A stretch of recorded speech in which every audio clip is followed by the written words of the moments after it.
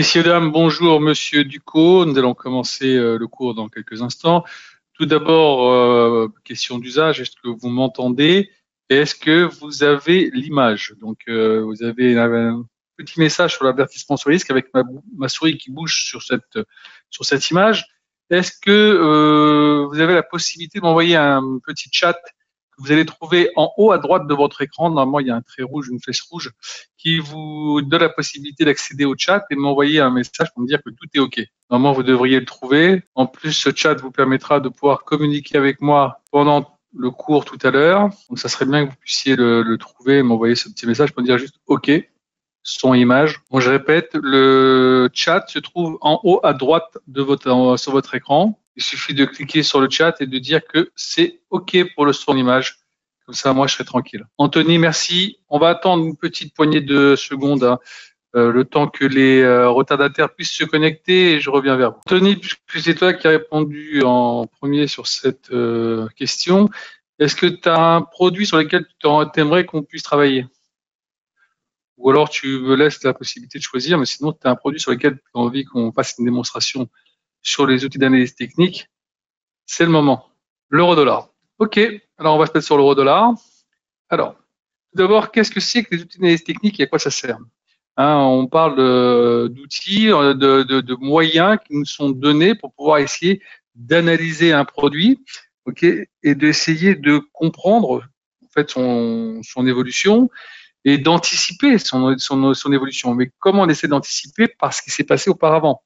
C'est-à-dire avec le data de ce produit, on va essayer de savoir s'il va répéter les mêmes figures, et auquel cas on aura la possibilité certainement de pouvoir prendre une position pour aller chercher soit un mouvement haussier, soit un mouvement baissier.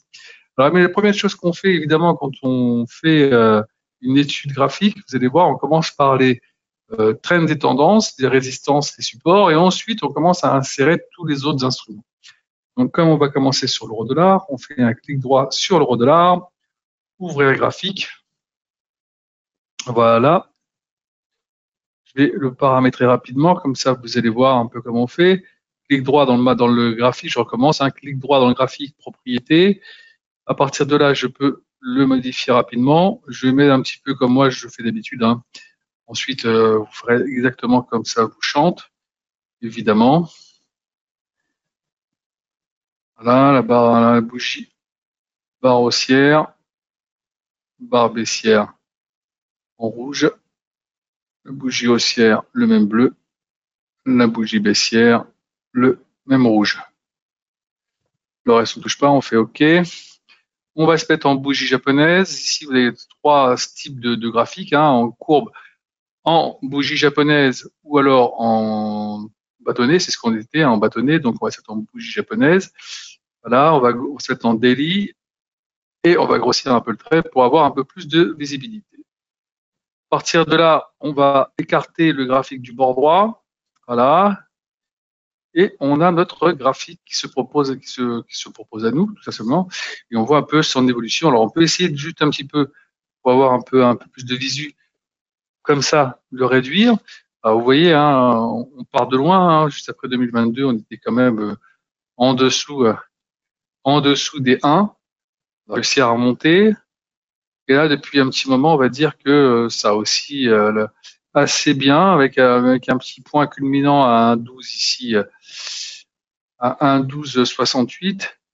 Et voilà, vous voyez un peu.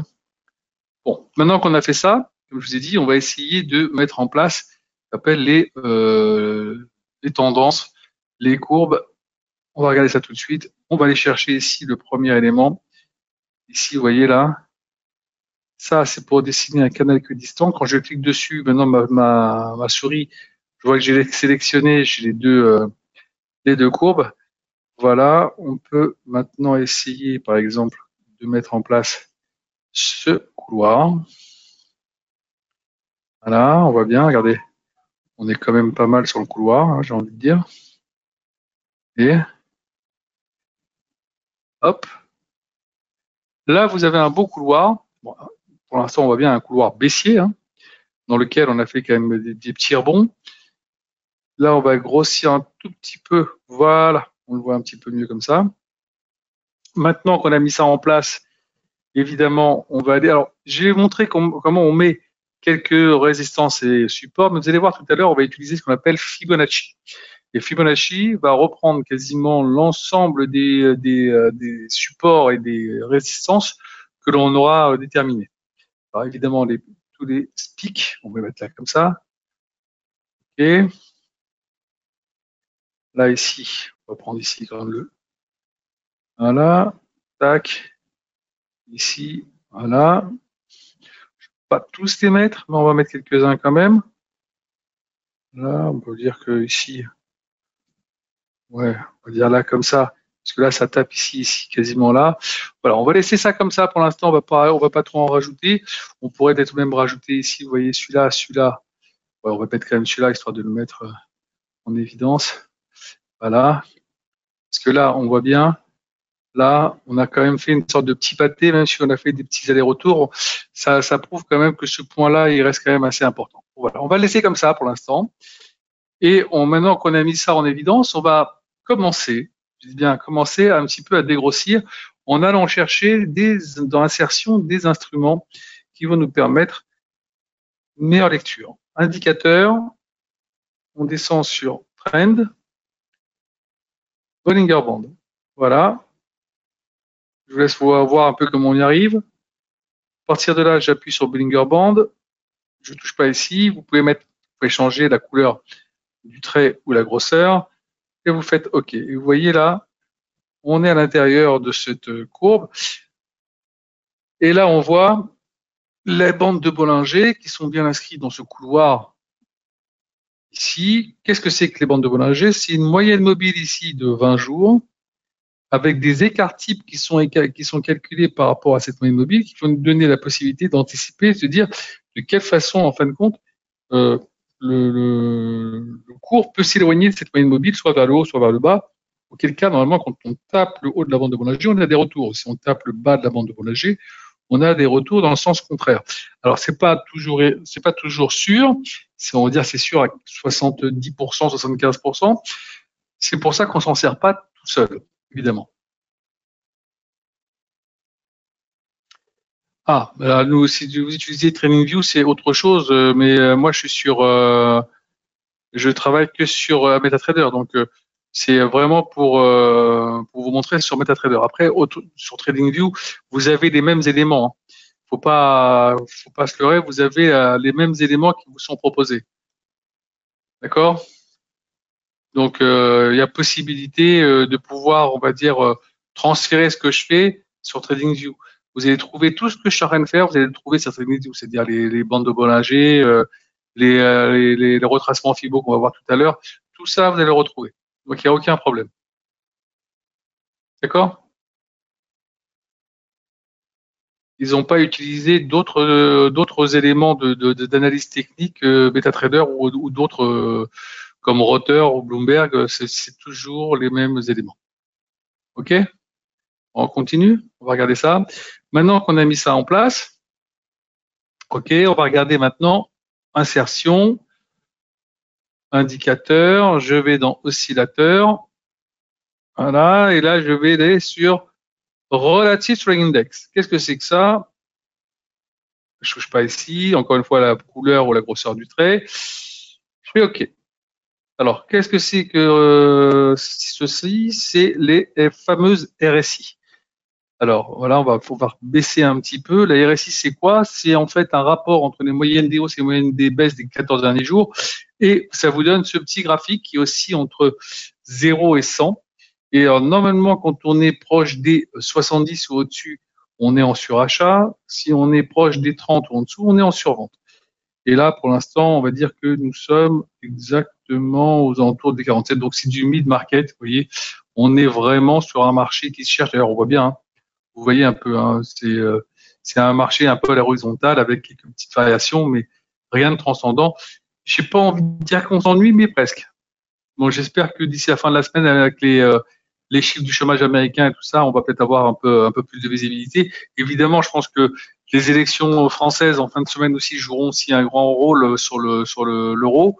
Donc, j'espère que ça va pas faire trop d'instabilité. Pour l'instant, le marché a l'air de l'encaisser. Peut-être qu'il attend le deuxième tour. En tout cas, voilà, ça peut être une source d'instabilité sur les marchés financiers en se disant que peut-être que ça pourrait amener une dislocation de l'euro dans les mois qui arrivent. On verra. D'accord? On continue. On a mis ici la RSI. Donc, vous avez bien compris comment ça se dit. Donc, si on arrive ici au niveau des 30, vous voyez, alors on va le mettre d'ailleurs comme ça, on peut le noter, vous voyez.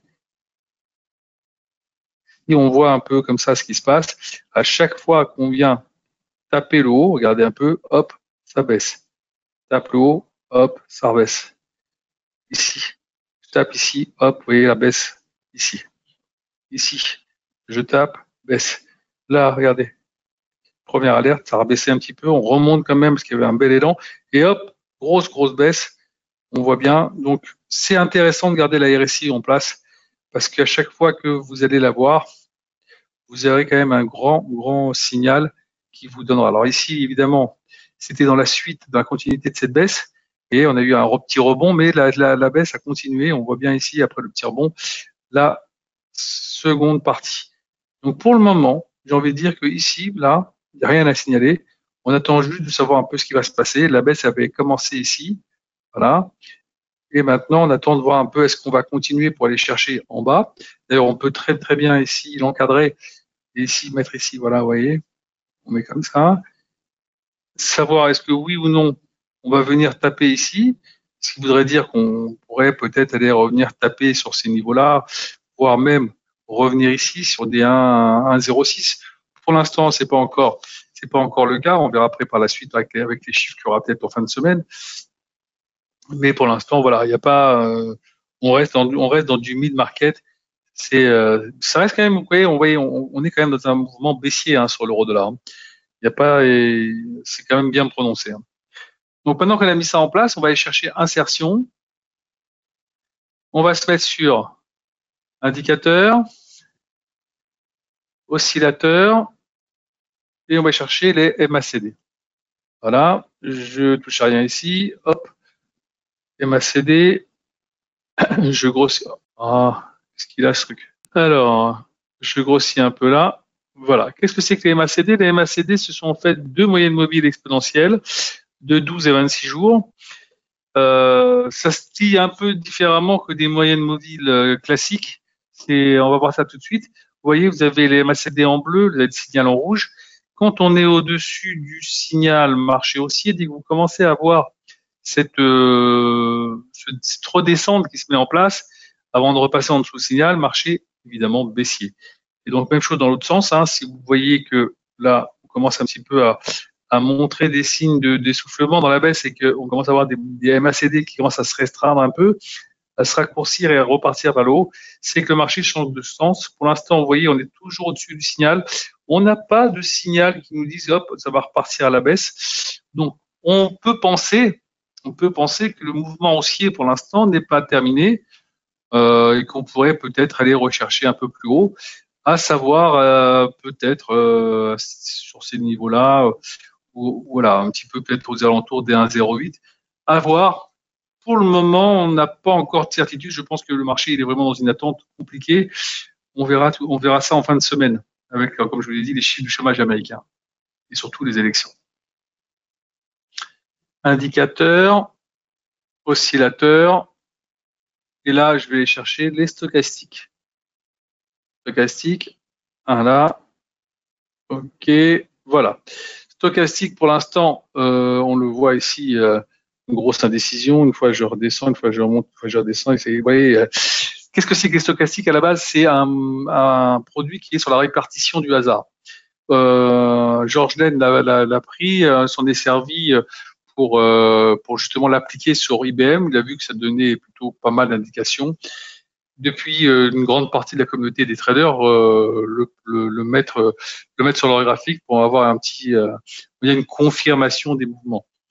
Alors comme vous voyez là, normalement quand l'indicateur ici, vous avez ici la stochastique et ici le signal en rouge, ça croise, ça décroise. Vous voyez ici, c'est un mouvement baissier qui se met en place. Dans le sens contraire aussi, si on revient et on repasse au-dessus du signal, marché haussier. Pour le moment, vous voyez, il est toujours dans ce mouvement haussier, mais à chaque fois, il a des hésitations. Donc, il fait des petits allers-retours, des petits allers-retours, des petits allers-retours, mais rien de très précis pour l'instant. Donc, pour l'instant, c'est vraiment, on va dire, le gros point d'interrogation sur ce marché. Et on le sent bien, marché d'attente. Marché d'attente, tout simplement.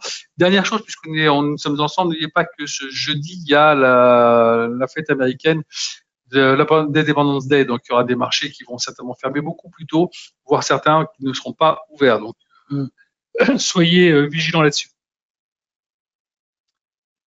Ensuite, je vais maintenant, une fois qu'on a mis ici les stochastiques, je vous ai parlé tout à l'heure, évidemment, du fameux retracement Fibonacci. Donc, on a pris un mouvement ici.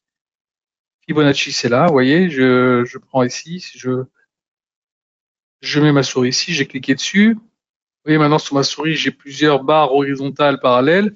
Si je prends le début du trend que nous avons eu ici, haussier, voilà, je le pends, je le tire jusqu'en haut du trend. Voilà. Voilà. Vous voyez bien, regardez, hop. Tous ces traits-là qui étaient ici, qu'on avait mis tout à l'heure en évidence, on peut les supprimer. Voilà, celui-là, il est à peu près le même que celui qu'on avait tout à l'heure. Donc, pas trop d'intérêt sur celui-ci, je vais pouvoir le supprimer. Regardez ici, même chose. Je vous ai dit tout à l'heure, hein, quand vous avez mis ça en place, c'est quasiment l'ensemble des retracements qui sont mis en place. Alors celui-là, il n'y était pas, donc on va le laisser. Voilà. Là, vous avez tous les retracements qui sont à votre disposition et vous pouvez maintenant voir un peu mieux les objectifs. Donc vous voyez ici, premier objectif, si ça vient chercher à la hausse, vous aurez ici les 1,0785. Si ça casse, derrière objectif ici aux alentours des 1,0870, 72. Par contre, dans l'autre sens, évidemment, la bande Bollinger, mais vous avez aussi cet objectif qui sera là. Et évidemment, après, on peut aller chercher le bas du trend à ce niveau-là. Mais pour l'instant, on n'y est pas. Donc voilà, vous avez maintenant déjà pas mal de choses à votre disposition qui vous permet de pouvoir bien regarder votre graphique et d'appréhender votre graphique et de prendre peut-être des positions par la suite qui vous permettront de commencer à optimiser vos trades. Alors, on avait parlé tout à l'heure des MACD avec les moyennes mobiles exponentielles. On va aller chercher les 3 moyennes mobiles qu'il faut, à mon avis, avoir sur son graphe. C'est d'abord dans les moving average, la moyenne mobile des 200 jours, on peut la mettre là, voilà, elle est là. Vous voyez, on est en dessous de la moyenne mobile des 200 jours. En dessous, à chaque fois que nous sommes passés en dessous, on n'est pas resté très très longtemps en dessous. Vous voyez, on fait ça, hop, ça remonte derrière. Là, on casse, on refait une sorte de quasiment toujours la même figure d'ailleurs, hein. Donc, je serais presque d'avis de dire que, allez, pour le moment, j'opterais plus pour peut-être dans les jours qui viennent, aller une petite remontée pour aller rechercher un peu plus haut, peut-être un objectif ici dans les jours, les 2-3 semaines qui arrivent. Voilà. Là maintenant, ici, on va aller chercher dans l'indicateur. Là, ici, on regarde average. Là, la moyenne mobile descend, évidemment, on ne va pas lui laisser la même couleur, hein, sinon ça n'a pas de sens. Là, vous voyez, ils sont très très serrés, hein. Bah, ça, c'est du fait que nous sommes dans un marché qui a pas beaucoup de volatilité. C'est pour ça que nous avons ceci. Là, maintenant, je vais aller chercher, évidemment, la troisième, moving average, la 50 jours. La 50 jours, voilà. Évidemment, on va changer de couleur aussi à elle. On va lui mettre une couleur qui ressort un peu quand même. Et les trois sont carrément collés. La 50 jours et la 100 jours sont collés. Vous voyez, on est vraiment ici, c'est vraiment l'objectif, les 1,0785. Si on arrive à repasser ça, ça sera vraiment le petit détonateur. Voilà. Là maintenant, vous avez votre objectif, vous avez vos objectifs, vous savez un peu comment un petit peu appréhender votre graphique. N'oubliez pas une chose, quand vous avez fait tout ça, pour ne pas à chaque fois à refaire. D'ailleurs, vous pouvez mettre aussi, pardon, excusez-moi, vous pouvez mettre ici, par exemple, une petite oblique. Vous voyez, elle est intéressante. Parce que là, regardez, là, ici, on a ici les 3 points qui sont là. On voit bien, on est venu déjà quasiment titiller ce haut-là. Vous vous dites que si on arrive à repasser au-dessus de cette oblique, le marché ira très certainement beaucoup plus haut. Voilà. Ça peut être intéressant à voir et à garder en ligne de mire. Donc maintenant, vous n'oubliez pas d'enregistrer votre graphique. Ici, enregistrer le modèle. Là, vous marquez euro-dollar. Vous sauvez. Quand vous avez fait ça, vous allez avoir ici, dans votre lexique, toutes les valeurs que vous avez sauvées qui vont se venir se rajouter. Et vous aurez des petits onglets un peu partout qui vous donneront la possibilité d'aller sur les graphiques que vous surveillez. Donc là, maintenant, à vous de mettre ça en place. Je vais vous donner une petite astuce parce que c'est quand même assez intéressant. Si maintenant vous avez envie d'aller voir un autre produit, imaginons, je vais vous mettre sur le gold. Vous ouvrez le gold, vous faites ouvrir graphique, et si vous avez déjà enregistré un graphique, vous allez sur un graphique du crude oil, par exemple, vous avez enregistré, vous cliquez dessus. L'ensemble des paramètres que vous aviez sauvés sur l'autre graphique, vous allez les retrouver ici. Évidemment, pas les trends et tendances. Il vous restera plus qu'à mettre les trends et tendances pour pouvoir récupérer votre graphique. Et voilà. Et après, vous l'enregistrez. Vous avez gagné un temps fou. Là, ici, je me mets en daily. On voit un peu plus clair. Voilà. Vous avez ici maintenant votre graphique. Vous voyez, ça vous fait gagner du temps. Vous n'avez pas besoin de refaire tout ce qu'on a fait à chaque fois. Donc, c'est un bon petit astuce pour vous. Et si vous avez des questions, n'hésitez pas. Est-ce que tout était assez clair, que tout a été compris dans l'explication, l'utilisation et la compréhension des produits? Moi, j'aime bien, je mets en daily parce qu'on a une meilleure visu sur le produit. Évidemment, quand on veut trader sur des produits où ça bouge un peu, ben, vous pouvez avoir un daily pour avoir une première approche sur le produit et à côté en avoir un, par exemple, en 30 minutes si vous faites un peu plus de scalping ou en 1 heure pour aller chercher un petit peu plus de comparatifs et d'avoir plus de points d'entrée sur un produit. D'accord? Mais le daily, pour moi, ça me donne déjà un petit sentiment et un trend sur du court moyen terme. Si vous faites de l'intraday, alors voilà, du 30 minutes, du 15 minutes, voilà, vous pouvez travailler comme ça sur de l'intraday, c'est très très bien. Mais d'avoir un petit comparatif juste pour savoir dans quelle mouvance on est sur le produit, c'est bien de l'avoir aussi. Ok, bah écoutez, en tout cas, merci à vous d'avoir été présent. Je rappelle qu'il y a un autre webinaire jeudi sur le money management. À bientôt. Au revoir.